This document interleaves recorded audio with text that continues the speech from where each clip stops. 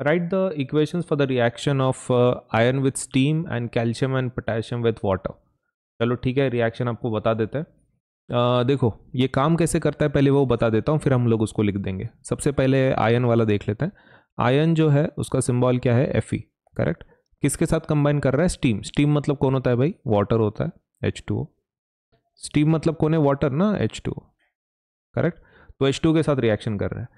अब आयन जब H2O के साथ रिएक्शन करेगा तो वो क्या करता है, आयन रिएक्टिव है एज कंपेयर टू हाइड्रोजन। वो हाइड्रोजन को वहां से हटा देता है। क्या करता है, हाइड्रोजन को आयन क्या करता है, वहां से हटा देता है, उसकी पोजीशन से, उसकी पोजीशन से क्या करता है, हटा देता है। तो फिर वहां पे क्या मिलेगा, आयन और ऑक्सीजन कंबाइन हो जाते हैं और वो क्या बनाते हैं, ion oxygen, they make Fe3O4। और हाइड्रोजन, हाइड्रोजन भाई साहब सेपरेट बाहर निकल जाते हैं।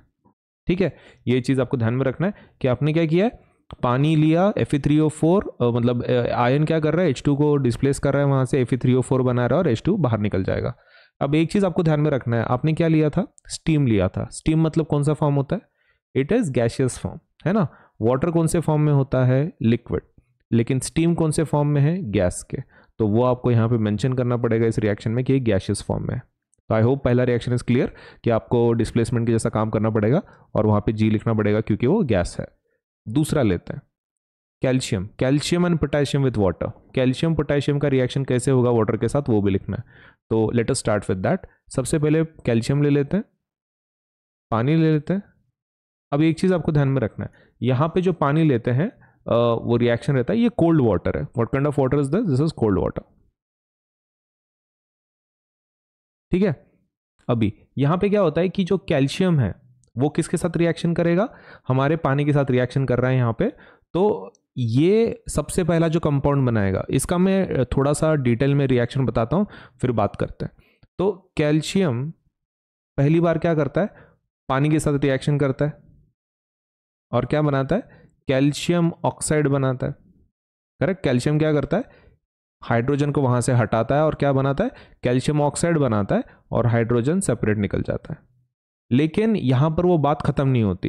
कैल्शियम ऑक्साइड क्या करता है, फिर से पानी के साथ रिएक्शन करता है और कैल्शियम हाइड्रोक्साइड बनाता है। I hope your understanding. पहले क्या हुआ, पहले कैल्शियम ने डिस्प्लेस किया हाइड्रोजन को, राइट, और क्या बनाया, कैल्शियम हाइड्रोक्साइड, हाइड्रोजन बाहर निकला। लेकिन ये कैल्शियम ऑक्साइड फिर से किसके साथ रिएक्शन करता है, वाटर के साथ, और क्या बनाता है, हाइड्रोक्साइड। अब ये दो स्टेप आपको लिखने की जरूरत नहीं है, दोनों के लिए एक ही लिख दो, कैल्शियम हाइड्रोक्साइड। हम ये दोनों को, कैल्शियम एंड वाटर, इनको दोनों को ऐड कर लेंगे। और ये जो दो प्रोडक्ट्स हैं, CaO, CaO तो चला गया, CaO पानी के साथ मिल गया, करेक्ट। तो आपने क्या मिला, CaO इज टेकन ट्वाइस। तो CaO है ही नहीं हमारे बीकर में, CO है ही नहीं, it has been converted to CaO is taken twice. तो हमने क्या किया, H2 को बता देंगे और CaO इज टेकन ट्वाइस को एक बता देंगे। तो ये रिएक्शन में डायरेक्टली आप लिख सकते हो, CaO is taken twice plus hydrogen, correct. I hope you understand this. In the same way हम पोटेशियम का भी सेम बता सकते हैं, पोटेशियम वाटर। एक्चुअली वो रिएक्शन क्या होगी, potassium will combine with water, will give you potassium hydroxide. क्या देगा, पोटेशियम ऑक्साइड देगा, K2O एंड हाइड्रोजन। लेकिन ये जो K2O है that will combine with water and will give you KOH, correct. अब हम क्या कर रहे हैं, हम दिमाग क्या लगा रहे हैं, K2 वहां पे है ही नहीं, राइट। ये जो है K2O it has been consumed, अभी वो KOH में कन्वर्ट हो गया। तो हम H2 और KOH एक बता देंगे और KH2 एक बता देंगे, सही है। So let us write down, K plus H2O will give us KOH plus H2। लेकिन इसमें एक चीज आपको ध्यान में रखना है, इसमें एनर्जी भी रिलीज होती है, this is highly exothermic reaction. इसमें एनर्जी भी क्या होती है, रिलीज होती है, कौन सी, हीट एनर्जी। तो वो वहां पे आप मेंशन कर दो। So let us start. सबसे पहला रिएक्शन हम लोग लिख देते हैं आयन एंड स्टीम का। तो आयन एंड स्टीम में आपने रिएक्शन क्या लिखा है, Fe, ये आयन, करेक्ट। कौन से स्टेट में लेना पड़ेगा, ion has to be taken in solid state. फिर आपने क्या लिया, वाटर, कौन से फॉर्म में, गैशियस फॉर्म में, स्टीम लिया है ना आपने। क्या मिलेगा आपको, आपको मिलेगा Fe3O4 एंड एनी गैस, हाँ बिल्कुल, हाइड्रोजन। और इसका स्टेट क्या होगा, इसका स्टेट होगा सॉलिड, फाइन। अभी इसको बैलेंस कर लेते हैं जल्दी से, इसको 3 ले लेते हैं, इसको 4 ले लेते हैं एंड इसको 4 ले लेते हैं, ये बैलेंस हो गया।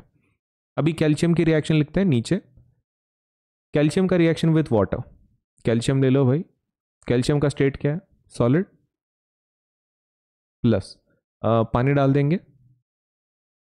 कौन सा, नॉर्मल कोल्ड वाटर तो लिक्विड में लेंगे, और इससे क्या मिलेगा आपको, डायरेक्ट क्या लिखेंगे, कैल्शियम हाइड्रोक्साइड एक मिलने वाला है हमको,